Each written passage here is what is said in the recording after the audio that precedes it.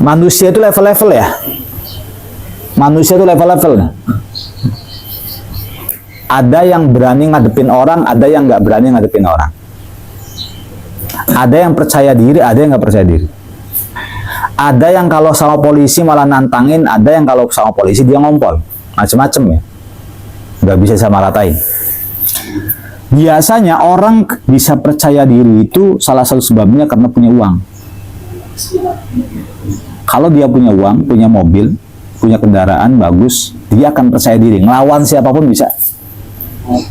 Di hari ini, yang jadi kekuatan itu bukan otot, tapi uang. Ingat ya, bukan otot, tapi uang. Bukan ketampanan, tapi uang. Kayak uang itu adalah silahul mu'min fi hadzal zaman al-mal. Senjatanya orang beriman di hari ini adalah uang. Izzud dunya bil mal wa izzul akhirati bisolihil a'mal. Kemuliaan dunia itu ada pada harta dan kemuliaan akhirat itu ada pada uang.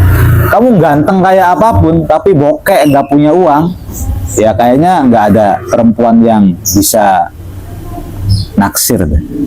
Atau gitu, jagoan, otot, bineragawan tapi nggak punya uang, susah. Tapi orang kalau punya uang tuh kelihatan gagah, kelihatan ganteng aja, kelihatannya nengin dilihatnya gitu.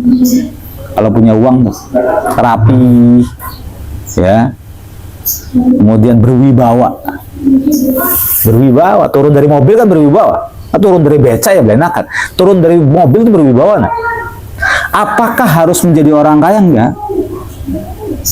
Apakah harus jadi orang kaya enggak? Kalau bisa jadi kaya raya, hisabnya ringan, ahli sodakoh gitu. Tapi kalau misalnya takdir kita seperti ini, ya sudah, apa boleh buat. Kalau orang kaya itu bisa ngebeli polisi, bisa ngebeli TNI, bisa ngebeli pengacara, bisa ngebeli DPR, ngomong aja enak, Pak, bebasin anak buah saya, gitu. Loh, kok bisa? Ya polisi pada doyan duit, anak-anak. Polisi itu pada doyan duit, DPR itu pada doyan duit. Jadi sebenarnya kita kalau punya uang itu punya kesempatan.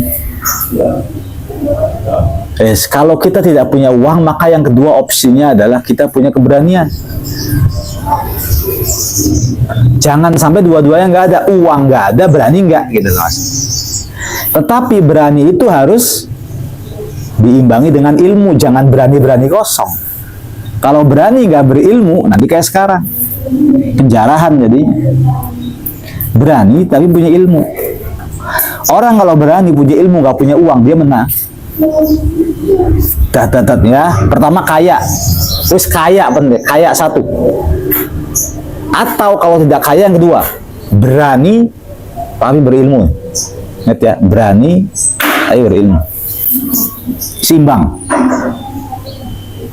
Kamu kemana aja kalau berani berilmu baru dihargai. Atau seenggak-enggaknya unggul lah, nggak bisa dikerjain. Mbak, kenapa? Itu ada nenek-nenek dari subuh sampai sekarang ngantri kok nggak dipanggil. Sedangkan itu yang gede tinggi tuh baru setengah jam dia langsung dipanggil. Oh iya Mas, karena nggak bisa Mbak. Mbak nggak boleh begini ya, gitu tuh. Kalau berilmu ya. Aturannya gimana? Saya pengen tahu aturannya gimana. Apakah yang harus didahulukan itu adalah yang muda, sementara yang nenek-nenek enggak, atau bagaimana? Yang enggak Mas, begini soalnya. Begini Mbak, jangankan dia nunggu dari subuh. Saya jam 9 datang. Nenek-nenek jam 11 datang. Utamakan nenek-nenek, meskipun datangnya telat. Utamakan nenek-nenek, ibu hamil, anak-anak kecil, ketimbang orang-orang dewasa seperti saya. Apalagi dewasa dalam keadaan sehat. Kalau Mbak tahu, orang-orang yang harus didahulukan itu ya, nenek-nenek, kakek-kakek, ibu hamil, orang yang kecelakaan, orang yang butuh perawatan darurat. Orang kayak saya mah ngantri 2 hari juga bisa Mbak. Mau tahu coba SOP-nya bagaimana? Ya Mas, utamakan cepetan. Berani, pinter gitu maksudnya. Kalau berani blow on ya preman namanya. Ngerti kan? Berani blow on nih preman. ditoyor-toyor nanti jadi. Tapi kalau berani, pinter tuh, enak. Ya, kalau berani blow on, nanti ngomong begini, Mbak, itu adik saya itu dari subuh itu, sedangkan nenek-nenek ibu hamil didahuluin, gimana? Itu kan berarti orang blow on. Saya diselip sama mobil ambulan, Bu. Itu kan langgar aturan. Mobil ambulan, mobil kebakaran itu boleh nyelip. Bahkan palang merah, lampu merah pun boleh diterabas itu sama mereka tuh. Ngerti nggak ilmunya kamu gitu? Cuman karena kita bodoh, gitu. Orang bodoh kan keder. Saya protes. Protesnya kenapa? Saya diselip sama mobil ambulan. Itu mobil ambulan langgar. Kamu yang goblok. Ngerti kan? Mobil ambulan tuh boleh nyelip. Karena apa? Dalam keadaan buru-buru, dalam keadaan darurat. Begitu juga mobil pemadam kebakaran. Nah, jadi orang berani dan pinter itu akan seimbang dengan orang yang berharta nih. Nah, yang ketiga ini nggak punya keberanian, nggak punya ilmu, minderan. Nah, santri nggak boleh begini sebenarnya. Santri itu harus pinter berapresiasi. Suatu ketika, apabila di antara kita ada yang jadi DPR, maka pakailah hadis ini. Ablihu hajata man la yastati'u iblahu hajatih. Faman ablahu hajata man la yastati'u iblahoha sabbatallahu qadamaihi 'ala sirat. Apa artinya? Orang-orang lemah yang tidak bisa menyuarakan suaranya diwakilkan sama kita. Arti ya?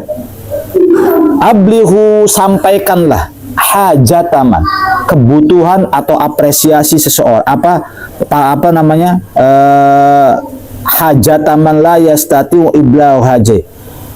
Sampaikanlah kebutuhan orang-orang yang tidak mampu untuk menyampaikan kebutuhannya. Pak, saya lapar, Pak, saya nggak punya kerjaan, Pak, saya dari BLT itu ngantri, Pak, saya kalau laporan ke polisi itu selalu ditunda, Pak, saya selalu bertengkar sama tetangga, saya laporan ke Hamsid atau ke lurah nggak diladenin, Pak.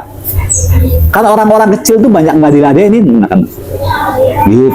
Kamu jadi orang-orang salaf jangan pada sombong, benci sama DPR, benci sama MPR, jangan pada sombong. Kalau ngomong salap-salapan yang Mbah Maimun Zubair salap P3, DPR, Mbah Dimyati Rois juga Al-Fadlu DPR juga. Mau segagah apa kita dengan kesombongan Alfiyah Ibnu Maliknya? Anak-anak salaf tuh yang paling abi jengkelin tuh di situnya tuh. Mengkerungkuk, baik. Ana wong menggawe mengkel, ana wong ning kursi DPR mengkel, ana wong partai mengkel, ana wong PNS mengkel, kayak paling pinter, paling suci dewek kan. Hilangin sifat-sifat begitu. Kali aja dia bisa mengamalkan hadis. Kamu kemalingan, ini kemalingan rumahnya, aku lapor ke polisi, bisa jadi laporannya tertumpuk, nggak langsung diladenin. Rata-rata ini oknum polisi, bukan polisinya. Oknum polisi itu, kalau laporan kita pengen cepet, kamu harus punya uang 2 juta. Buat apa? Buat kerjanya polisi. Nanti polisinya bilang begini, Mas, kalau nggak ada uang ya kita bagaimana ngopinya ya? Kita udah capek-capek ngerebeg, udah capek-capek nyari buronan, udah nyampe nyari musuh sampean, tiba-tiba kita nggak dikasih kopi, apa itu namanya pengen dapat uang pengertian dari kita. Soalnya 2 juta kurang, kita personilnya aja ada 10 coba. Kalau 1 orang 3 juta Pak, cepetan Pak. Itu pun kamu ngasih uang 3 juta belum tentu kasusnya itu sampai gul. Kasusnya sampai gul. Coba kalau kita jadi orang hebat, tadi kita punya kekayaan, 2 punya keberanian dan kepintaran misalnya, kita sampaikan Pak polisi, apakah aturannya harus begini Pak? Maksudnya Mas, setiap orang yang laporan, ini orang kan masyarakat, Anda itu kan pelayan masyarakat, Anda duduk di sini sudah digaji loh, digaji dari APBN. Kalau misalnya kok sampean nggak mau bergerak dari masyarakat ada yang laporan kok sampean diem saja, berarti Anda melanggar. Coba kalau diomongin begini, nanti polisi juga bingung. Ya udah kita gerak. Nah, ini namanya wasilah lisan ini adalah balighul hajah. Seseorang yang menyampaikan hajatnya kepada meminta. Maka ablighu hajata man la yastati'u iblagha hajatih, sampaikanlah hajatnya seseorang yang tidak mampu menyampaikan hajatnya. Faman ablagha sultana, barang siapa yang menyampaikan kepada seorang pemimpin hajataman, hajat atau